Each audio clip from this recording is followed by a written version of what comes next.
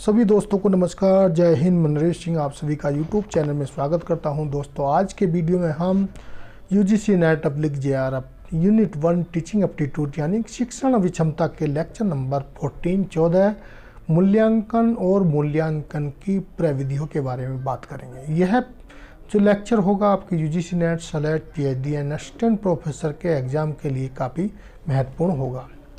तो दोस्तों चलते हैं, ज़्यादा बात नहीं करते हुए। और आपको इस तरह की वीडियो देखना है प्रत्येक टॉपिक पे, तो आप मेरे वेबसाइट में कंप्लीट कोर्स यानी कि आप मेरी यूट्यूब चैनल में जो प्लेलिस्ट है कंप्लीट कोर्स यूजीसी नेट के संबंध में इसमें जाके देख सकते हैं।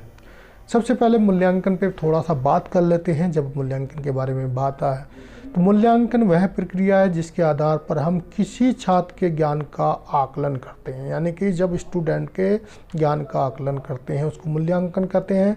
मूल्यांकन के द्वारा ही छात्र की किसी विषय में कमी, उसकी किसी विषय के प्रति रुचि और उसकी प्रतिभा का आकलन किया जाता है। यानी कि छात्र का जब मूल्यांकन करते हैं तो उससे छात्र की जो है कमियां क्या हैं, उसकी किसी विषय में कितनी रुचि है और उसकी प्रतिभा कितनी है इत्यादि का काम हम मूल्यांकन में करते हैं।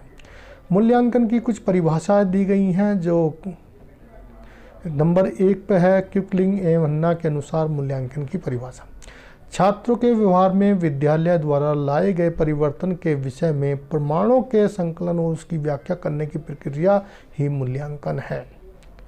तो यह परिभाषा दी गई है। दूसरा है M.N. डंडेकर के अनुसार मूल्यांकन की परिभाषा। मूल्यांकन की परिभाषा एक व्यवस्थित रूप में की जा सकती है जो इस बात को निश्चित करती है कि विद्यार्थी किस सीमा तक उद्देश्य प्राप्त करने में समर्थन रहा है। यानी कि मूल्यांकन द्वारा हम इस बात का पता लगाते हैं कि जो विद्यार्थी का उद्देश्य था या जो भी हमने उसको टीचिंग कराई वह कितना अपना उद्देश्य प्राप्त करने में सफल रहा। और यहाँ पर मूल्यांकन के कुछ उद्देश्य हैं। ज्ञान की जांच एवं विकास की जानकारी करना। दूसरा अधिगम की प्रेरणा करना। जो मूल्यांकन से या मूल्यांकन के उद्देश्य हैं, पहले तो हम जांच ही करते हैं। सबसे पहले उसकी जांच कहने मतलब ज्ञान की जांच करते हैं। फिर विकास, उसमें कितना ज्ञान प्राप्त हुआ, उसका विकास का प्रोसेस कितना विकास कर सकता है या कितना उसको अच्छे नंबर मिले हैं। अधिगम की प्रेरणा यानी कि मूल्यांकन से जो है और अधिगम करने के लिए, लर्निंग करने के लिए जो छात्र रुचि रखता है या मोटिवेशन मिलता है उसको, यानी उसके अच्छे नंबर आते हैं और उससे कहा जाता है कि आपके मूल्यांकन में इतने नंबर आए, आप और मेहनत करो और आपको अच्छे नंबर लाने, तो वह और मेहनत करता है। व्यक्तिगत भिन्नताओं की जानकारी मूल्यांकन के द्वारा जो क्लास में अलग अलग बच्चे होते हैं, स्टूडेंट होते हैं, उससे उनकी भिन्नताओं, उनका याद करने का स्टैंडर्ड सब कुछ पता चल जाता है। निदान यानी कोई समस्या आती है, अब मान लिया हम जो टीचिंग करा रहे हैं उसमें कोई टीचिंग कराते कराते बहुत सारे ऐसा है कि प्रभावशाली नहीं हो रहा, तो उसका निदान भी किया जा सकता है। मूल्यांकन के बाद ही पता चलता है। शिक्षण की प्रभावशीलता ज्ञात करना यानी कि शिक्षण जो हो रहा है वह मूल्यांकन के बाद ही पता चलता है कि उसका प्रभावशाली कितना है, कितना प्रभाव पड़ रहा है बच्चे पे और कितना नहीं पड़ रहा। पाठ्यक्रम में सुधार, अगर मूल्यांकन के बाद ही यह अंदाज़ा भी लगाया जा सकता है कि अभी जो है टीचिंग कराने के लिए पाठ्यक्रम को में ही सुधार करना आवश्यक है और आवश्यक पड़ती है तो पाठ्यक्रम में भी सुधार किया जाता है। सातवां, शिक्षण सहायक सामग्री के उपादेयता की जानकारी। यानी टीचिंग कराते समय ये मूल्यांकन के बाद ही हमको पता चलता है कि जो हम टीचिंग में शिक्षण सहायक सामग्री का प्रयोग कर रहे हैं उसका कितना प्रभाव पड़ रहा है, उससे छात्रों को कितना अधिगम प्राप्त हो रहा है। मानकों का निर्धारण यानी कि जो मूल्यांकन के बाद ही मानकों का निर्धारण होता है। वर्गीकरण यानी छात्रों का जो क्लास के लिए वर्गीकरण किया जाता है वह मूल्यांकन के बाद ही, मान लिया 4th क्लास में 6 सेक्शन हैं और 6 सेक्शन का आप मूल्यांकन किया तो उसमें जो है एक वर्गीकरण करना हो तो अलग अलग वर्गीकरण करना है तो वह मूल्यांकन के बाद ही संभव है। निर्देशन भी यह है प्रमाण पत्र प्रदान करना। मूल्यांकन के बाद ही आप किसी छात्र को जो है प्रमाण पत्र दे सकते हैं, उससे पहले आप प्रमाण पत्र नहीं दे सकते जब तक मूल्यांकन ना हो। अब मूल्यांकन की प्रविधियों के बारे में बात करते हैं। ये पहले हमने मूल्यांकन क्या है, मूल्यांकन की परिभाषा है, मूल्यांकन के उद्देश्य और मूल्यांकन की प्रविधियाँ क्या हैं।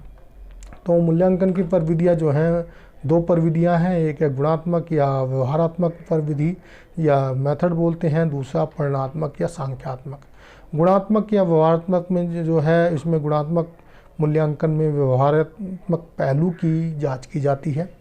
गुणात्मक मूल्यांकन की प्रविधियां जो है निम्न प्रकार हैं, जो ऐसे जैसे प्रश्नावली द्वारा, दूसरा साक्षात्कार द्वारा, समाज मिति द्वारा, चौथा संचालक द्वारा, व्यक्तिगत अध्ययन विधि द्वारा, रेटिंग स्केल द्वारा, निरीक्षण के द्वारा, अवलोकन के द्वारा, पड़ताल सूची के द्वारा, संवाद के द्वारा, घटनाक्रम के द्वारा। ये सब जो है गुणात्मक मूल्यांकन की विधियां हैं।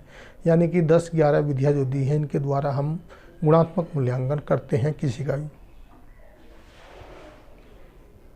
लेकिन इसमें जो एक साक्षात्कार दिया है वह भी कई प्रकार का होता है, जैसे नियंत्रण है, नियंत्रण साक्षात्कार, और कंट्रोल, ऑन कंट्रोल, यही। अब चलते हैं परिणात्मक या सांख्यात्मक। विषय वस्तु संबंधी ज्ञान की जांच की जाती है। परिणात्मक मूल्यांकन को सांख्यात्मक या उपलब्धि परीक्षण मूल्यांकन भी कहा जाता है। परिणात्मक या सांख्यात्मक मूल्यांकन की विधियां 4 हैं। पहले लिखित रूप में, यानी कि इसमें जो परिणात्मक या सांख्यात्मक मूल्यांकन होता है, इसमें किसी का भी जो छात्र होता है उसका अंकों के रूप में या जिसका पूरा जो नंबरिंग के तौर पे एक तरह से जिसको हम माप सकते हैं, इस तरह किया जाता है। जैसे लिखित रूप में पहले उसको कोई भी लिखित रूप में कार्रवाई कराई जाएगी, यानी लिखित रूप में इसको क्वेश्चन दिए जाएंगे, वो लिख के देगा, फिर हम उसका मूल्यांकन करेंगे और उसके अनुसार से नंबर दे देंगे। फिर मौखिक रूप से जिस प्रकार के इंटरव्यू किए जाते हैं, इंटरव्यू इत्यादि में, और एक नंबर होते हैं कि इंटरव्यू के इतने नंबर मिलेंगे, और वह मौखिक होता है। आपसे जो पूछा जाता है, आप मौखिक तौर पे कितना आप सामने वाले को बता पाते हैं या कितनी आप जानकारी रखते हैं विषय के बारे में, यह जो है मौखिक होता है। तीसरा होता है प्रयोगात्मक, यानी कि जो प्रैक्टिकल बोलते हैं, जिसको लैबोरेटरी इत्यादि में करते हैं, उसको प्रयोगात्मक बोलते हैं। अब लिखित मूल्यांकन के भी अलग अलग प्रकार हैं। जो लिखित में मूल्यांकन किया जाता है, यानी लिखित में जो स्कूल के अंदर टेस्ट लिए जाते हैं, उसका है सबसे पहले वस्तुनिष्ठ क्वेश्चन दिए जाते हैं, फिर अति लघु क्वेश्चन अलग होते हैं, लघु प्रश्न होते हैं, निबंधात्मक होते हैं। तो इसमें 4 तरह के जो लिखित के क्वेश्चन होते हैं। एक कभी कभी तो एक ही पेपर में सभी तरह के क्वेश्चन दे दिए जाते हैं, और कभी कभी जो है वस्तुनिष्ठ सिर्फ एक ही क्वेश्चन में होते हैं, अति लघु होते हैं, या निबंधात्मक क्वेश्चन का अलग से पेपर होता है। तो ये जो है लिखित मूल्यांकन इस तरह से 4 तरह से किया जाता है। वस्तुनिष्ठ प्रश्न के भी अलग प्रकार हैं। इसके 2 प्रकार हैं, प्रत्यास्मरण या पुनस्मरण क्वेश्चन और प्रत्याभिज्ञान प्रश्न, ये 2 प्रकार का होता है। प्रत्यास्मरण या पुनस्मरण प्रश्न जो है, इसके भी अलग से 2 प्रकार हैं। एक साधारण प्रश्न एक शब्द के होते हैं, दूसरा जो है रिक्त स्थानों की पूर्ति की होती है। इसमें जो है साधारण प्रश्न एक शब्द में, यानी कोई भी आपको उत्तर प्रश्न पूछा जाएगा, जैसे कि भारत की राजधानी कहाँ पे है, या जो तत्काल प्रभाव के लिए रिसर्च की जाती है वो कौन सी रिसर्च है, एक्शन रिसर्च। और एक जगह रिक्त स्थान की पूर्ति कर दी जाएगी, आपको दे दिया जाएगा कि ऑप्शन के जो अनौपचारिक कम्युनिकेशन को किस नाम से जाना जाता है, उसमें रिक्त स्थान भरना होगा ग्रेप वाइन का, जिस प्रकार। तो इस तरह करके उनको रिक्त स्थानों की पूर्ति वाला। प्रत्याभिज्ञान प्रश्न जो है, प्रत्याज्ञान प्रश्न भी 4 प्रकार के होते हैं। इसमें जो है सबसे पहले सत्य और असत्य, उसमें 5 या 6 क्वेश्चन दिए जाते हैं, उसमें से 3 क्वेश्चन सत्य होंगे और 2 क्वेश्चन असत्य होंगे, तो आपको छांटना होगा, वो प्रत्याभिज्ञान प्रश्न कहलाते हैं। इसमें दूसरा जो मिलान करना, उसमें मिलान करना होता है क्वेश्चन, जो 2 सूची होती हैं, एक सूची में क्या होता है किसी स्थान इत्यादि के नाम दे दिए जाते हैं, दूसरी तरफ जो है या कहीं उद्यान जो है या कोई भी ऐसी संस्था है या उसका स्थान दे दिया जाता है और उनको मिलाप करना होता है। बहुविकल्पीय प्रश्न जो आज की डेट में सबसे ज़्यादा यूज हो रहे हैं। तीसरा है वर्गीकृत क्वेश्चन, ये जो है प्रत्याभिज्ञान प्रश्न की श्रेणी में आते हैं। दोस्तों, आज के वीडियो में सिर्फ इतना ही मूल्यांकन के बारे में था। मूल्यांकन क्या होता है, मूल्यांकन के उद्देश्य क्या हैं और मूल्यांकन के कौन कौन सी विधियां हैं। तो मैंने जितना ज़्यादा से ज़्यादा आपको बताने की कोशिश की। अगर इनमें ज़्यादा पढ़ना चाहेंगे तो प्रत्येक विधि एक बहुत बड़ा विस्तार से है, लेकिन आपको जानकारी होनी चाहिए कौन कौन सी विधि में कौन किस तरह के क्वेश्चन आते हैं, किस विधि में जो है किस तरह के क्वेश्चन पूछे जाते हैं। दोस्तों, वीडियो अच्छा लगा तो वीडियो को लाइक कर दें और दोस्तों को शेयर कर दें। चैनल को अभी तक सब्सक्राइब नहीं किया तो प्लीज़ सब्सक्राइब कर लें और साथ में लगी बेल आइकन को भी दबा दें, जिससे आपको आने वाली वीडियो मिल जाए। और आप मेरी वेबसाइट पे भी विजिट कर सकते हो ldcnetexam.com पे, वहाँ पर आपको ये सब पढ़ने के लिए मिल जाएगा। और ये मेरा व्हाट्सएप नंबर 8825072295। दोस्तों वीडियो देखने के लिए थैंक यू, धन्यवाद।